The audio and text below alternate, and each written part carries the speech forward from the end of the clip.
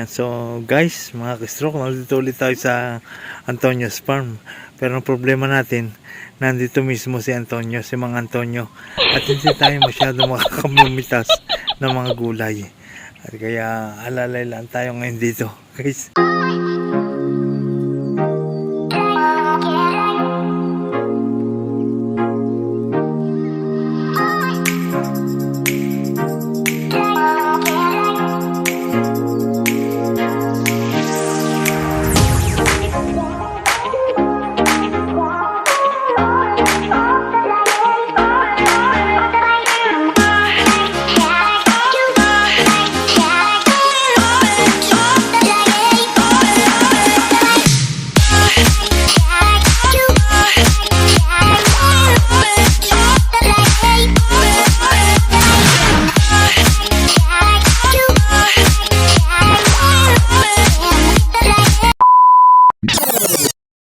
Napakaganda ng umaga. At dito na naman kami sa Antonio's Farm. At tingnan nyo naman kung gaano kalinis yan. Ang bayo ko po ang naglinis nito. At for today's video, ay ang gagawin nga po natin ngayon ay magluluto tayo ng munggo.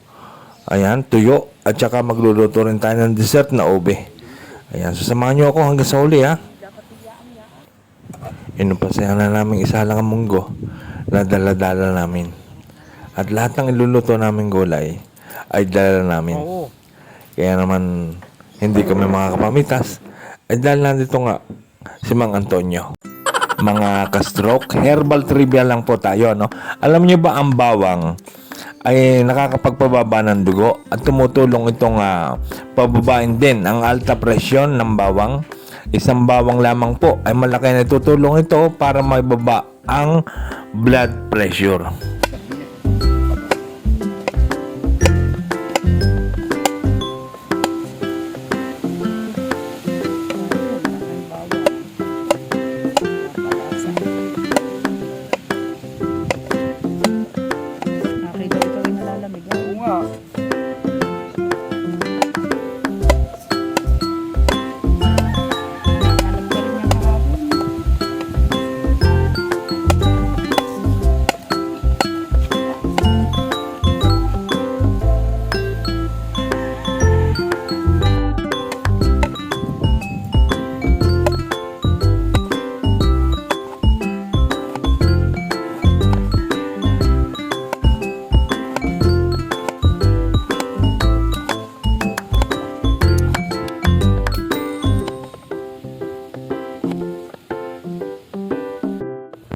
So ayan mga ka-stroke, sumusulak na po ang ating munggo. Pwede na natin igisa yan maya-maya lamang. At syempre, hindi mawawala ang malunggay. Iyan ang pinakamalakas at maraming benefits na gulay. Marami tayong sustansyang makukuha rin yan. Taas-taas, pag hinampas mo kung saan ito. Eri lang ang nakuha kong bago dito.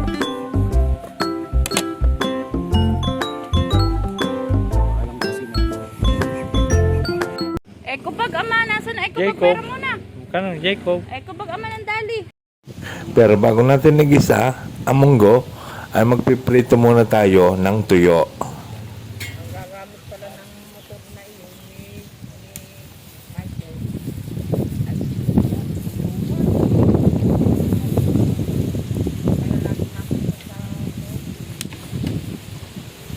Luwag.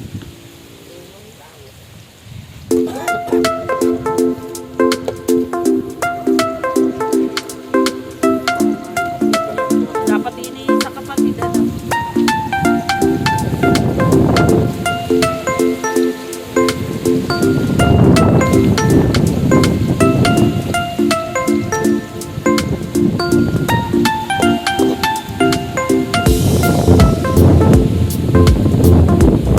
Umpisa na natin ang pagigisa ng munggo. Yan po nakikita nyo ay bawang at luya. Napansin nyo mga ka-stroke, wala siyang sibuyas. Hindi kasi kami naglalagay ng sibuyas, lalo na kung nakalimutan namin. Pati pala kamatis wala din yan. So okay lang yan, masustansya pa rin yan.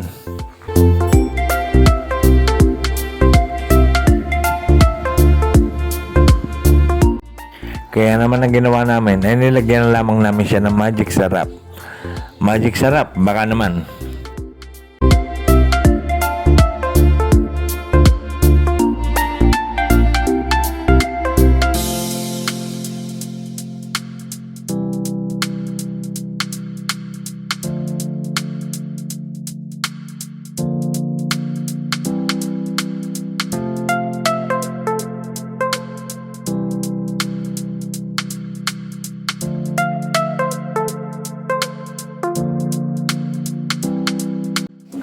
Matapos natin pasulakin, ay lagay na natin ang malunggay na napakaraming benefits.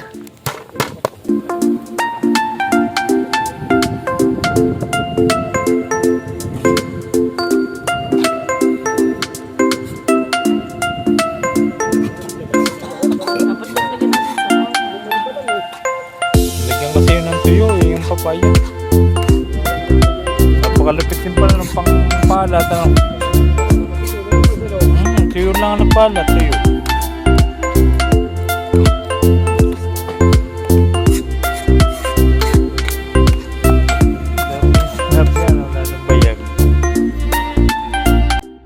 At ayan, luto na ang ating munggo, pati ang ating tuyo. Ayan, ay luto na rin po.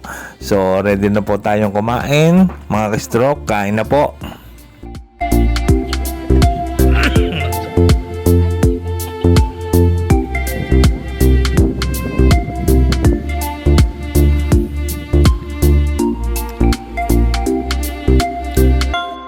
So, ayan, sa pagkakataong ito ay sa dahon ng saging tayo kakain.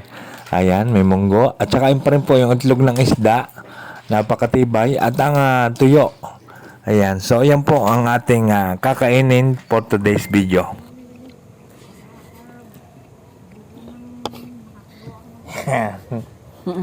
Kain na po. Ito pa yung buhay probinsya. Aray! Yan po ang buhay probinsya. Ayan. Nandito po yung si Mr. Antonio, si Mang Antonio, kaya Bibo. behave po tayo ngayon. So kain na po. Hindi pa napanood nito ba yung hangin? Ayan, meron po tayong tuyo, lawlaw ulit, lawlaw, at saka munggo. Saka sa dahon tayo sa dahon. Ah, Mamaya po meron tayong tutorial kung paano magluto ng ube. Tanong tutorial ano? at yun ang munggo, no? Sarap. Magpapabili akong suka doon. Tugma talaga yung ano, yung munggo. Very good. At patiluyan nyo ko yata may patiluyan. Masarap na yan. Nasa mid pa. Ayan. Ay, sige. Ano mo? Sasarap pag gano'n yung ano. Yun yung si ano. Sila Ay, ko. Magiging niniwala sa mood. Ayan, nandun pala. Ay, ano mo na lang. Nakain na silip. Hindi, tulog nga. Mamaya kakain. Kuya, okay, nakita naman. Kain na po. Sa dahon kami, sa dahon. bagay may hangin pa ano. Ano ba? Kulang lalay, ilog. No. Ano? Ano Oo. ba ano? Ganito yan eh. Ito pa yung kain. Subukan. Ay, wala naman tubig. Ay, sige, magano ka doon. Walang tubig. Hindi bukal, ano. Lagyan mo mamang nga ng itlog na isda. Diyan ka magtataka, tawag yung bukal, walang tubig. Naiga na yun.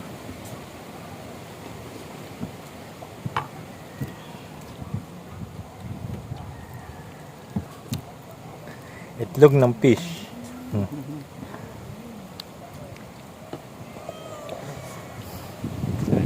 Masuka siguro ito. Mamaya, nasuka. Pag may suka, Titimplahan kasarap na no. natin. Titimplahan o isasawsaw. Na-discover ni Bayaw oh. Yung sinuso sa suka, kasarap no. Baon suka ka po nga, sarap. Ako naggawa noon. Munggo na kapalo na Sabalo. Ay, kumain nyo na, nanay yun. Ito yung mga atong Pare, gusto ka. yung binanong, ayaw mo yung... Boss, ay, kumain. Mamaya daw. Sila ang una kong inalok, mamaya daw sila. Ayaw pa. Ayaw pa kung hindi siya nakain ng ganito kaaga. May kumain din. Busog pa daw. Ay na, ay happy, nagkakatang munggo, tsaka tuyo. Kasarap. Pag natikman mo ay, nako. Okay. Sarap. Gigi, kain kayo ng ano? Kain Ay, ng sa kabayan. Ilaya daw siya kakain at may gulay daw. Masarap din yung kumain. Yung? Sa Ilaya daw kakain at may... Paalis na. Siyempre, pagkatapos natin kumain ay hindi mawawala ang panghimagas o dessert kung tawagin. Pang ano pa ito? Pang ano pa sa harap? Yung pang... Oh, ganon.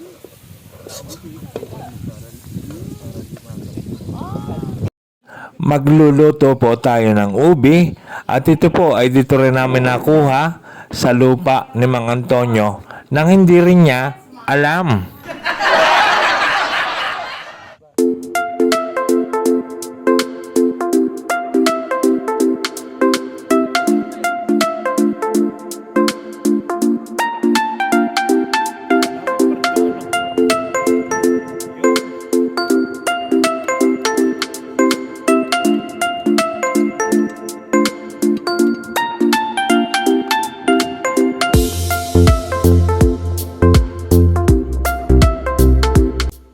Lalagyan din natin to ng gatas at margarine.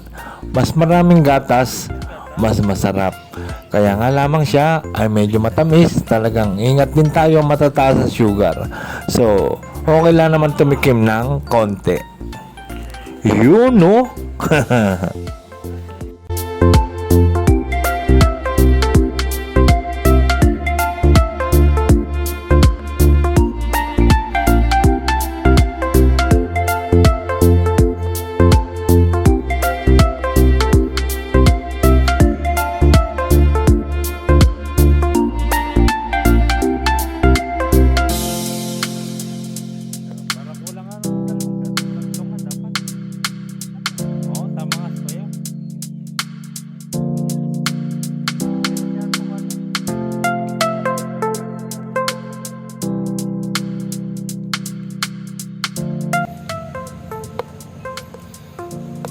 Kaya ang nangangapoy.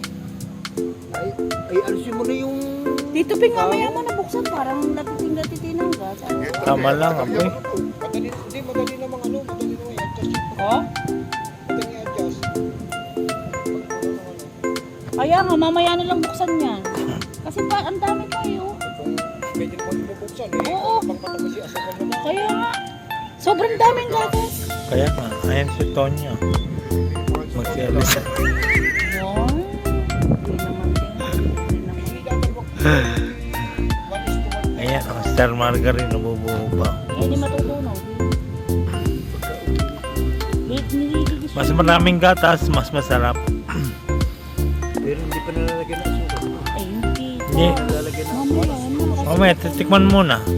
Liligisin ko. Baka mapatamis. Kasi buo-buo.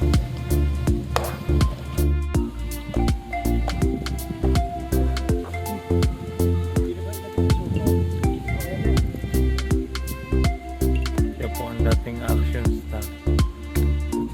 Binigyan na naman. Wag. Sa video naman. Hindi sa YouTube naman yan. Hindi mo makikita. YouTube yan pare. Ang galing magalo. Siya po, marami rin alam na luto yan.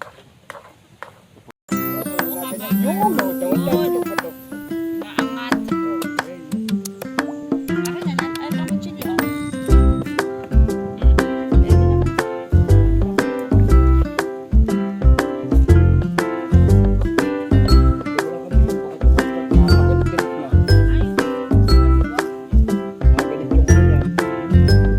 Baka pag ganun mo, itapon lahat.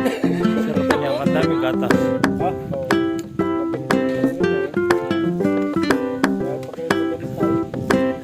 Salamat sa iyo.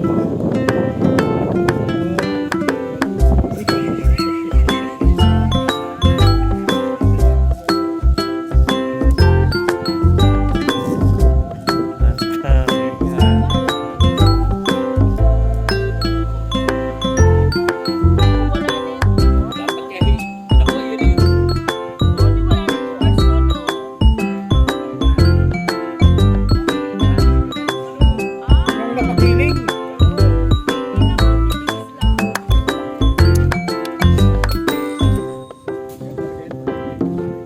Hinahalo niya yung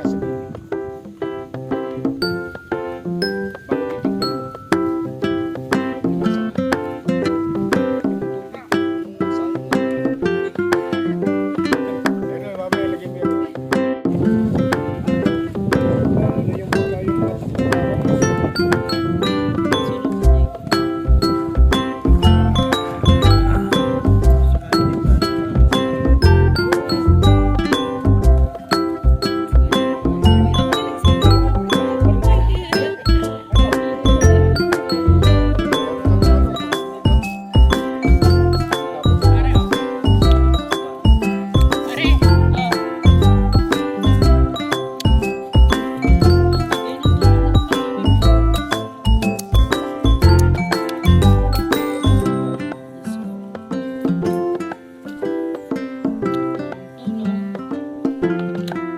Sama-sama tulog-tulog. Hindi masarap ang pagkain nga.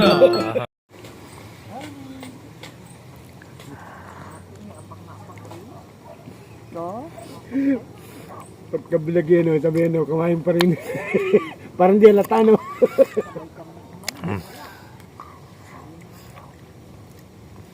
Sarap ng ubi ni Tonyo. Tamang-tama yung ninigay na gatas. At saka, konting-konti lang asukal. Tamang-tama yung tamis niya. Uuwi na kami. Sarap guys. Ay, nakasuplo. Dalig ko. Ano ba na yun? Akala ko Okay na. Papakita ko lang. Hindi ko nakakain. Bakit ako? Yan yung mixture niya. Yun. Sarap. yummy. Uuwi na si Ina. Si Ina. Sarap. Naglalaro sa Okay dila. na. Sarap.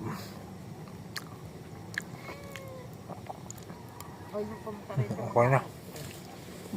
Pagkakatapos namin mag-exercise sa umaga, pumupunta kami dito.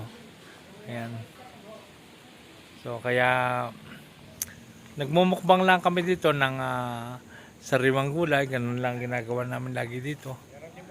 At nakakapag-practice din ako ng paglalakad, mga ka-stroke. Sa totoo lang mga ka-stroke, nakaka-relax talaga ang pagtigil mo dito sa bukid. Nakakalangap ka ng sariwang hangin, inhale, exhale ka lamang, ay talagang gumagaan din ang iyong pakiramdam. At ang feeling ko dito, talagang safe na safe ka pag nandito ka sa bukid. Hindi katulad sa syudad, mas makamandag ang ahas. Tutuklawin ka pag nakatalikod ka.